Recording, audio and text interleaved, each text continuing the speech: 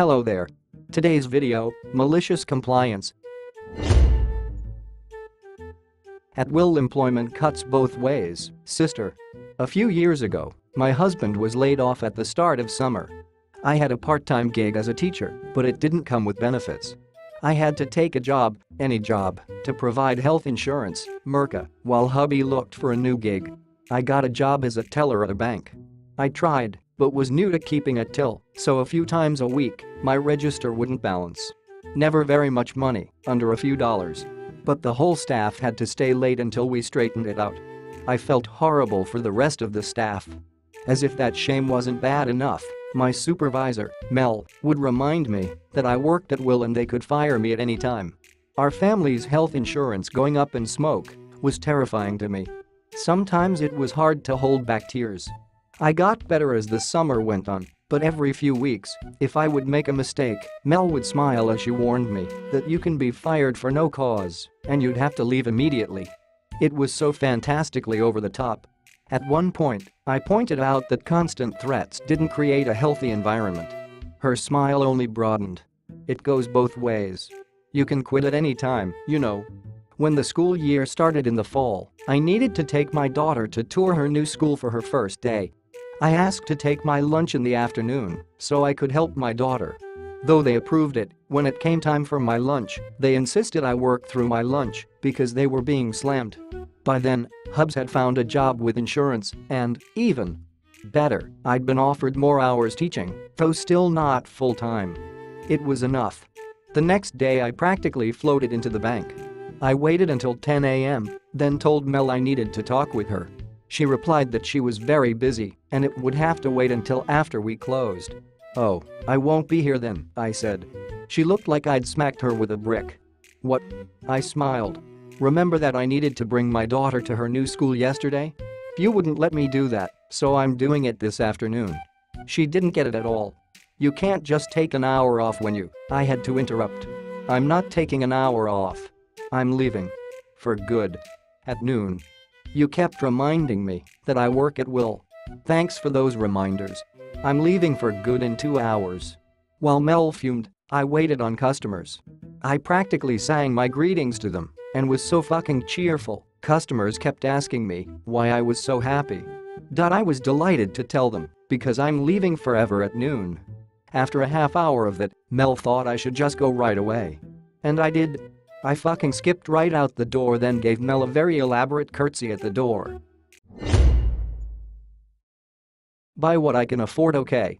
TLDR at the bottom. On phone, so excuse formatting. English isn't my first language, and I'm a terrible storyteller. Last month, I was shopping around for a washing machine. For context, I'm in Nairobi, Kenya. Yes, it's a place. Yes, it's in Africa. Yes, we have electricity and running water, and I'm a bit of a late bloomer, so I look more like a 23-year-old, but I'm 32. Also, I'm a photographer, and I dress for comfort, so I more often than not look homeless. Back to the story. I looked up what I wanted online and saw it was available at one of the major chains, but since I was free, I decided to go to the store in person. I went straight to the section with laundry equipment and one of the salesmen came to me. I was busy checking out the model I wanted, opening the door, reading the spec sheet and whatnot, so after he greeted me, we started talking about it. He asked if I'm interested in buying it and I told him I'm considering it and asked for the price. It was just shy of $900, I knew from their website, but since I was in the store, I asked if they had in-store discounts or discounts for return customers and inquired about their payment plans. I had bought a cooker there a few months before, so I knew all these things existed, and while I could afford to buy the washer outright, it would have left me a little cash strapped, and I wanted to spread the payment over 2 or 3 weeks. Also, I'm frugal, so I always look for discounts. At around this time, a well-dressed couple came into the same section, probably looking to buy something as well, and as soon as the salesman saw them, he walked to them and left me hanging. I called to him like, "Hey, I wasn't done." And he said, "I'm serving a client now. I'll come back to you in a bit. In the meantime, look around for something you can afford." I was furious, but I'm a bit of a coward, so I walked away and went to the customer service station and started making my inquiry all over again. The attendant offered to call a sales agent for me, same guy. Apparently he's the go-to guy for washing machines, but I declined. I told her I already knew what I wanted and I just needed someone to help me with the paperwork and payment and I'll be on my way. She did just that. I paid the full amount out of spite, and as we were finishing up, the salesman came up to her claiming I was his client, which I denied, and the attendant listed herself as the sales agent. It turns out they earn a 10% commission from each sale, and the guy just missed out on a decent bonus. Salesmen earn around $300 plus commissions monthly. As I left, I turned to him and said turns out I could afford it with the biggest grin I could muster. Felt good. Best part? The couple he ditched me for left without buying anything. TLDR, salesman treats me horribly, so I buy what I need, though another salesperson on the same store, and he misses commissions. Ex-husband backed out on his agreement, ended up costing him so much more in the long run. TLDR at the end I'm not sure if this belongs here or not, please let me know. My ex-husband and I had a great divorce. Even though he cheated on me after 12 years and 2 kids under 4, I really wanted to do things differently than my parents did during their divorce. I never said anything negative about him and tried very hard to defend him when the kids got upset with him. I extended invitations to the woman he left me for so she would not feel uncomfortable with me, and we became friends. She was basically their stepmom, so why not include her on everything? On holidays, we all had one big dinner, he and her and me, and my BF. This made everyone comfortable, and the kids never had to choose one side or the other as we were all on the same page. It was such a great relationship that when I had back surgery, I recovered at his house, and she cooked for me. He and I were coaches for the kids' basketball and baseball teams, and I helped at their wedding 13 years later. This was not easy for me, as he moved to another state to raise her children, leaving me to raise ours on my own. She quit her job when they got together, and I had to return to work to support my kids. But I needed to keep the resentment and bitterness away from my kids. All of this sets the tone for the divorce, but when he initially left, I spoke to a lawyer and got a separation agreement that was really great for me. He asked that I not take half of his retirement, but instead he would pay X in child support and additional Y in alimony because he was making a lot of money and I was a stay-at-home mom with a country club membership. Yuck. I hated saying that, but it was only to set the scene. Normally alimony ends after 5 years, but because I didn't get half of the $401k, the only condition on ending it was it would end on my remarriage or my death. He agreed with all of it. The thing is, when he left me to move down to where she lived, he left his cushy job and took this promising, but not delivering, position that really screwed him financially. But he never went back to the lawyer to get the child support or alimony reduced. Instead, he borrowed from his mother. When I discovered he was mooching off of her, I suggested to her that she stop paying for him when he finally got back on his feet. She never would do that and continued paying for his life and her to be a stay-at-home mom. Even co-signing for a second home for him when he finally moved back to raise his kids. Hers had graduated and lived in his old house. Ours were in HS. He did come to me and ask if I would accept regular child support and half of the alimony. Then later when he was really earning money he would pick back up on the past due amount. Not wanting to make waves in an otherwise great divorce, I said yes and kept track each month of what was owed in a shared spreadsheet with him, so he could see how far in debt he was getting each month. He ended up owing me $100 a month x 10 years, but he said when the kids aged out of child support, he would continue to pay the same amount to make up for the alimony, which totaled $120,000. When my daughter aged out, he continued to pay the same amount, putting a small dent in what he owed for 3 years. Then, as soon as my son aged out, 2 weeks after he joined the Marines, he called me and told me there was no way he was going to continue paying me for the next X years and I could take him to court if I wanted, but there is no fucking way he would pay me another cent. This completely blew my mind as we had such a fantastic relationship and it came out of nowhere. I was completely freaked out, but I took his advice. I contacted an attorney. I sent all his calls to voicemail, per my attorney's advice, and I took him to court. The best thing was, prior to the hearing, my attorney put a lien on both homes he had, so he could not change ownership to his mom or wife prior to the court hearing. I still have the phone call recording when he realized this and the horrible names he called me for doing that. Since I had kept such immaculate records from that day he changed payments, and he was aware of his debt rising each month, it was a slam dunk for my attorney. Instead of making small payments for a few years, he had 30 days to pay me $120,000 in full.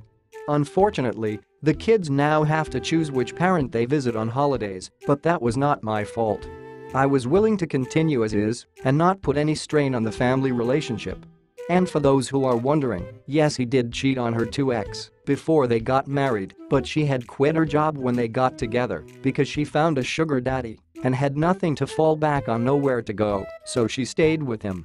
Since we were friends, she shared this info with me, as I would understand what she was going through. TLDR, my ex-husband refused to make payments on back-owed alimony and told me if I wanted to get any further money I should take him to court. That's exactly what I did. Instead of making small payments for the next few years to get caught up, he was ordered to pay the entire $120,000 in 30 days. Edit: I got my money on day 29. No other payments will be made. EDIT2 I think the reason he went crazy on me was his mother refused to pay anymore when my son aged out, but I explained that he owed a shit ton in back pay. That's when he said, "If you think I'm making payments to you forever, you're fucking nuts." She had been paying his child support for 10 years because he never went back to a great paying job, even though he could have. Yes, I went to work after separation and have a great career. But my income was still 1/4 of his when we were together because we moved every 3 years for his career. He wanted me to stay at home when the kids were born. EDIT3 It is obvious that people do not understand that as a stay-at-home mom, I could not contribute to my retirement fund because I didn't have earned income. Meaning no SS, 401k or IRA. So he maxed out his contributions so we could live comfortably in retirement. After 10 years of marriage I was legally entitled to half of his retirement. Since he asked me not to take half of his retirement, he offered alimony instead. Then he decided not to pay what he offered and leave me with less retirement funds than I would have had in either case, slim my or half of his retirement. This is why it was important for me to get what was due. Not to live a cushy life, but for my retirement. Thanks for the awards and for the nasty DMs. I'm okay with you calling me horrible names because you don't matter to me at all. Ma'am, these knives are high-end, ox. This happened about 20 years ago. My most frequently used knife was an 8-inch chef's knife, but the one I had was of such crappy quality that I dreamed of the day when I would have enough money to buy myself a real knife. So when I eventually got my first professional job, I got my finances all straightened out and decided that it was time to make my big knife purchase. I waited for a sale and then went to the department store. Back in the day, that department store employed an older man who was their knife expert in charge of high-end knives. I chatted with him about the difference between brands, and while I was deciding, the old man went on break. He was replaced by a young rover from another department. I picked up my treasured choice and went to the checkout to pay for it. Now, the knife I chose was almost $200 at regular price, but on sale for about $140. But the young guy behind the counter rang it up at $40. So I said, "What did you say?" And he interrupted me and repeated $40. I said, "I don't think that's right." He pulled out a price list, pointed at an item and said, "See, it's $40. So I smiled and pointed out that says 6-inch sandwich knife. And he nodded uncomprehendingly. I held up my knife and said, "This is an 8-inch chef's knife ... and I was about to help him find the correct price, but he held up his hand in a rude way to cut me off and said, "Ma'am, these knives are high-end. If you're looking for something cheaper, you should try that section over there." I was so shocked I just stared at him. Then I said slowly, "So, the price for this 8-inch chef's knife is $40? And he confirmed it, so I said okay and paid for it. And left. After that I vacillated between feeling bad for cheating the old man and wishing that I had grabbed a whole armload of fancy chef's knives for $40 each. But I've certainly enjoyed using that knife ever since. Oh, so you do pick up after yourself, and I am just exaggerating? Let's give every man for himself a try then.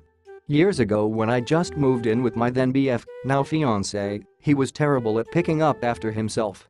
He was a self-admitted mama's boy and went directly from his parents' house to our shared home. Barely 3 weeks and I was fed up So when I told him that I was tired of picking up after him and acting as his mate, he hit me with, "That's not true, we both clean up equally."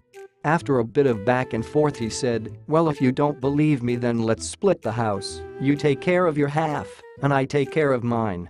I took that literally. Got painter's tape, divided every single room in half, including the kitchen counter, the inside of the fridge, the bathroom counter. Also, he was cocky and suggested 2 months. I shortened it to 1. Not even a week, and his half looked like a pigsty and he had no more food because I stopped grocery shopping and cooking for him. The only exception I made was cleaning the toilet and shower because I was not about to use a filthy bathroom to make a point. He bought me flowers and chocolate, apologized for his behavior, and started learning how to be an adult. We are 8 years into this relationship and he is an amazing man. We are about to get married. That all, folks. If you like this content, please subscribe, hit the like button, and check out my next video. Take care.